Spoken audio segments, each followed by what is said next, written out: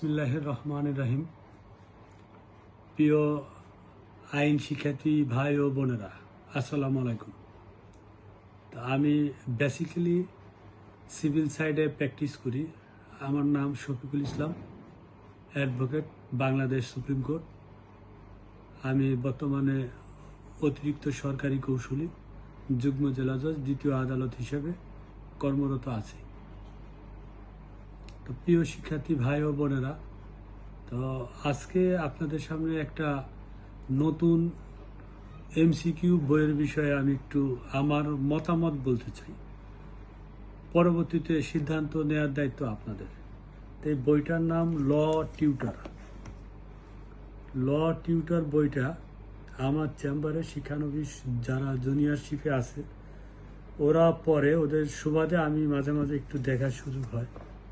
আমি যদিও সিভিল সাইডে বেশি প্র্যাকটিস করি, কিন্তু এই বইটিতে নতুন সর্বশেষ যে দেওয়ানি কার্যবিধি সংশোধনী আনা হয়েছে, সেই সংশোধনীটা এই বইতে সংযোজিত হয়েছে। পাশাপাশি এই যে ক্রিমিনাল সাইডে যে নতুন সংযোজন আসছে, সেটাও এই বইটিতে সংশোধনী মাধ্যমে আনা আসছে।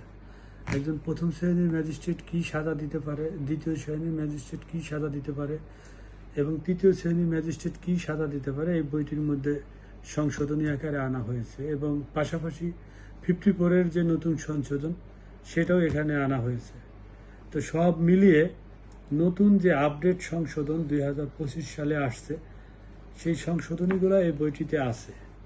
তা আমার মনে হয় শিক্ষানবিশ জুনিয়র ভাইরা এই বইটি পড়লে তারা অনেকটা উপকার পেতে পারে।